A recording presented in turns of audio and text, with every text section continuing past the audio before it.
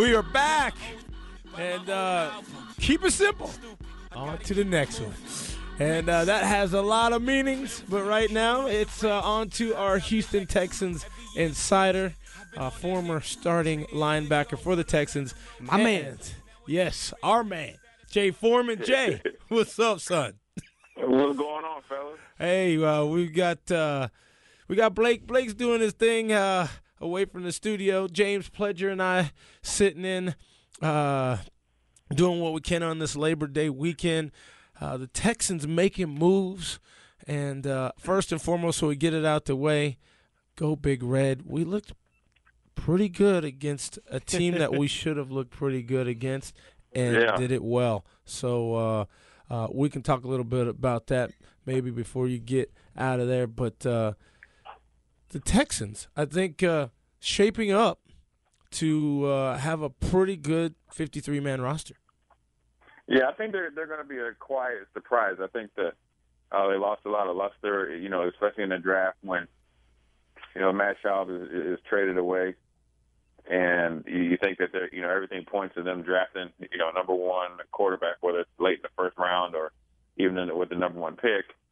And then obviously they're rolling with Ryan Fitzpatrick. But I think when you look at the roster and the depth and the players that they brought in, they have a good mix of superstars with good players, and also they have role players as well. And I think that's just Bill O'Brien's philosophy. Obviously, he learned a lot under Belichick, and you'll see a lot of guys play different roles and then step up big in those roles, because I think once the roles are defined for most athletes and professional athletes as well, and football players in particular, I think they tend to succeed a lot more and a lot faster. Talking with Jay Foreman, our Houston Texans insider, former starting linebacker for the Texans. Yeah, Jay, you look at this roster and the cut downs made. I think there are three really, really surprising cuts. The first one, of course, being Brandon Harris, former second-round pick. They traded up with the Patriots to get him. The Patriots ended up turning those two picks that they parlayed him to into Shane Vereen and Marcus Cannon. Now this guy's out the door, and you also look, I think, at Travis Labhart and Ricardo Matthews. Both showed really well during the preseason. I think those are the three most surprising cuts, the Brandon Harris being the most surprising just because of where he was drafted just in 2011, just a few years ago. And this kind of sets a tone, I think, especially the Brandon Harris one, for the rest of the team as to nobody's job is safe. No, not at all. And look, that is the New England Patriots MO, and they will, obviously when they come in, when Belichick, he has no regard into, what you've done or how fast or how long your tenure has been. He will cut you really fast. And so I think with Brandon Harris, he struggled last year, though. Let's face it, he struggled last year. He showed a little promise his rookie year. Struggled last year. So what he did was where he regressed, but then also hit this preseason, he didn't play up to the caliber of what you'd expect somebody that was struggling the year before to come in with the new coaching staff. And then Ricardo, I was very surprised about that because he showed promise. He showed the ability to be, and which I thought, obviously, I was wrong, to be in that rotation. Play all three positions on that line. Yes, play all three positions. So essentially, when you're having your game day roster, that type of player is adding one or two players, because you necessarily don't have to have a backup at nose guard and at both ends. You have one guy that can play all three and play them well. And then he provide that inside pass rush to team with J.J. Watt, say, like in the nickel defense. But, for whatever reason, they decided to cut him, but he's a veteran, so they might bring him back after, week one or week two. Sometimes you see that stuff happen as well. Another guy I was very surprised that they cut, even though he was a free agent, so that the cards were stacked against him, was Max Bullough. And I know that maybe a little bit limited athletically, but when you watch the tape and you look at his production, he showed up every single game. I don't know if you can say that about every single inside linebacker, but he's a rookie, and he's probably another candidate to go on, or a candidate to be on practice squad, because I think he could develop into one of those New England type of players like Brandon Spikes that could be the, all-time run stopper. Ted Johnson type. Yeah, Ted Johnson, where I think he can give you, 25, 30 plays, depending on the game, playing inside run. We're talking with Jay Foreman, our Houston Texans insider. Jay, again, the practice squad adds 2 positions, so that's good for professionals like yourself to be able to now add 64 more professional football players to the NFL. You're talking linebacker, and a great thing. Let's just keep it where you are very familiar with Nebraska and Jason Ankara coming on and having an opportunity to make this Texas team. Jared Cook already on the team from Nebraska, and defensive guys putting in work. People may not like Bo Pelini, and people ask me about him. I love him because he holds you accountable, and he is very fiery, and that's what you need. He's a defensive back and a defensive guy by nature, and now his guys are making that presence felt in the National Football League. Hey, look, Jason Ankara, I always said that when you look at a prototype defensive end, I think he would come out of that computer. Now, the type of defensive scheme that he was in at the University of Nebraska didn't really showcase his talent, and it takes a special person to realize that and then get his one and only chance, per se, with a new organization, new coaching staff, and being a free agent rookie, and to make it, and then make a position change from being, hand in the ground as a 4-3 defensive end, make that change to an outside linebacker. And then not only do that, play well enough on special teams where they can consider you for the position at your regular position, but then also on special teams. I think that shows well for not only him, but then also maybe the accountability and the mindset that, Bo Pelini has installed in some of the players. And you hate to talk about a guy that has all this athletic ability that didn't get used correctly for 4 or 5 years in college, but sometimes that happens. But now he's in the NFL. This is really showing what he's made of, and I wish him all the best because I think he can be a diamond in the rough just because he has so much untapped talent. He doesn't have a lot of mileage on his body for a guy that's played 3 or 4 years at a big time program. We're talking with former Houston Texan linebacker Jay Foreman, our Texans insider here on Laying Down the Law on 1250 ESPN San Antonio. Jay, I don't think the Texans are done with their roster moves. I don't think this 53 is their final 53 because if you look back over the last 2 years, the Colts made 12 waiver moves, having that first priority a couple years ago. Last year, the Kansas City Chiefs made 11 priority waiver move priorities. I think the Texans still have some work to be done having that number 1 position on the waiver wire. Do you think that there's going to be some more additions and subtractions to this team before they get to their game on Sunday? Oh, most definitely. The thing is crazy. I know I wrote an article about, my rookie year, and you make this first cut, and then really there's a second cut. That second cut is, that Sunday leading into Monday, possibly Monday leading into Wednesday because Tuesday is a mandatory day off. So, where guys get cut and then they get to go out and fish, the waiver wire. Now, I was on the Buffalo Bills, so it's a little bit harder because we were pretty good at that time. But, being on Houston, I saw a lot of guys make the first cut, think that they're on the team. Next thing you know, they're bringing in a couple guys that they, I guess, would even want to say try out where they're on the team for a week, but then they bring back the original guys. So it's a stressful time, and you just got to go about your business because a lot of times the decision doesn't have anything to do with you. It's just a lot of circumstances that go into the decision. And you just got to know there's always going to be a home for you in the NFL as long as you go out there and perform.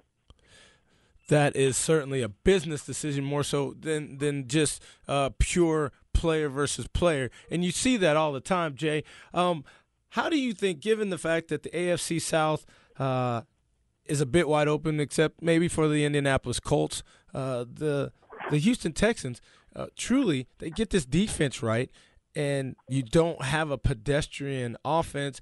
You find some good rushers in the last couple of preseason games. You've seen the ground game open up things, even for Ryan Fitzpatrick, who is a seasoned veteran. He may not be spectacular, but all he has to do is distribute properly, and you can make heads and tails in this division, the AFC South.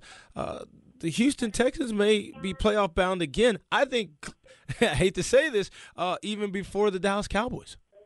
Let me tell you something. The AFC South, in my opinion, including the Indianapolis Colts, is still wide open.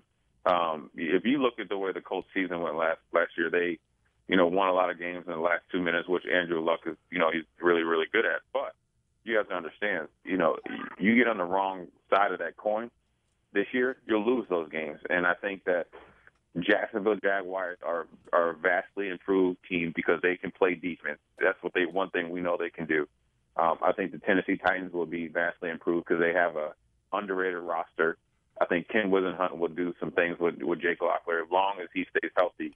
He played well last year. And then here at the Houston Texans, I think in my opinion, under the radar, just because when you look at the draft, we didn't have a splash draft, but we drafted the best players at their positions, obviously, with the best defensive end, the best guard kind of tackle, and raw talent, and the best blocking tight end in the first three picks. None of them really sexy picks besides Clowney. But then coupled with it, the All Pro players that we have, and then out the area, we're banking on Arian Foster coming back and playing at his level and being more multi-dimensional and explosive in this Bill O'Brien offense, kind of like a New England offense. I think they could sneak up on some people and not only make the playoffs but win the division. So I'm really interested to see how this first quarter of the season shakes out for the AFC South. Jay, you talk about the Colts possibly coming back to the pack, regression to the mean, all those close games they played. Let's not forget how many close games the Texans had last year, losing by 7 points or less during that 14-game losing streak. But if you look at this team, what are you looking forward to seeing the most out of this year when it comes to this team? I know for me, I'm really excited to see the offense and the defense being game plan. Like, you'll see a different offense each week against each team and a different defense that matches up to the specific team. And I know after watching Gary Kubiak just say we're going to line up and do what we do, I'm most excited to see the multiplicity between the both sides of the ball. Yeah, and that's going to be really cool, especially when you think of when you have let's just take the defensive side of the ball. When you have J.J. Watt, Jadeveon Clowney, then I guess you can mix in like a Brooks Reed and a Whitney Merciless, but then also a DJ Swearinger who can play a back safety, linebacker in the nickel and dime, and then also kind of be a blitzing linebacker as well. And then let's not forget Brian Cushing, who could really be the joker or the jackpot when you think of that multi-dimensional defense. I'm really excited to see what they do on defense. Then you think about offense, you think of Grimes or Blue running the ball, but then you have Arian Foster matched up against a safety or a linebacker in the slot or outside, especially in the red zone where he can, do his magic, let alone run the ball behind. And I'm thinking primarily on that left side of the line, doing it, obviously from Myers all the way over to Dwayne Brown, with a good blocking tight end and do some damage there. I think you'll see a lot of New England similarities, but then also it's going to be really cool to see them just line up 1 week and try to pound somebody, but then you see them the next week where they might throw it 40 or 50 times because they want to exploit the defense. And that's what a good coach does, and that's what I think Bill O'Brien is going to bring to the Houston Texans that hasn't been there for a little while. Absolutely, and this season I'm excited, and I really think that even though Dallas is where they are, I think that they have a good opportunity to get off 8-8, and even if they do, I may give the slight edge to the Texans of getting back into the playoffs first. I guess a lot of Cowboys fans may feel a little unfortunate about that. But Jay, excited to see the NFL start next week. And, man, we will certainly appreciate your inside analysis as a former starting defender in the NFL. Oh, yeah, thanks for having me. And, I'm pumped. I was pumped for this weekend with college football. I'm pumped even more that this coming up with NFL football, which is the big boy leagues, and then college, in week 2 where the pressure's starting to mount a little bit, but it's, it's kind of a shock to your system. Now you can plan your weekends around what's on TV. Absolutely. How can we follow you if you're not listening to the show to some of your comments and insights? You can follow me on my Twitter is Foreman 5655, and it's Foreman with an E, so you always compare to George Foreman. But then also I'm on different TV stations. I'm on CSN Houston. I'll be on there on Saturdays and periodically on Fridays. On Saturday night, the college football wrap-up show. And also I'll be doing some Houston Texans stuff as well with 6:10 a.m. Up in Houston, the Houston Texans Roundup. So I'm all over the place. I'm trying to obviously grow myself and grow the brand a little bit, but I'm excited because I love football and I love talking sports. Absolutely, and we're happy to help you as well. You have one of the greatest running back dads, I think, of all time. I'd love to see Chuck Foreman in the Hall of Fame. Oh man, that has to happen very soon because look, I'm biased, but it is what it is, and you look at in a 12-game season being the fastest person to 50 touchdowns in a 12-game season in this day and time, still holding that record. When you think about all the different multidimensional facts, you could think of Marshall Faulk, who is a modern day, multidimensional back. My dad was way before his time, and then you can throw Roger Craig in there. He has to be in there, especially when you look at some of the guys that got in at his position. Absolutely. Stat-wise, if you compare them head to head. So absolutely. hopefully in the next 5 to 10 years, they'll be in there. Well, let's use our media efforts, man, and start talking him up. I think he and Drew Pearson are two guys that certainly. Drew Pearson and one guy down there in Houston that's also not in the Hall of Fame, I think should be. The only guy on the 70s All-Decade team not to be in the Hall of Fame, Robert Brazil, former Houston Oiler. I just inducted last night at the Energy Stadium into Hall of Fame there. You're absolutely right. And, well, your dad, as we've always talked, my first jersey for the Little Vikings at the El Paso Optimist Club, man, at Album Park. I was trying to do everything that he was doing, from the spin moves to all that good stuff. So, and, he is deserving a tremendous NFL player for the Minnesota Vikings, Chuck Foreman. Jay, you guys have a great Labor Day weekend. Enjoy it, man. And Thursday night, Packers, Seahawks. So it's on its way, my friend. Thanks for your time. Oh, yeah. All right, man. Thanks, guys. Okay.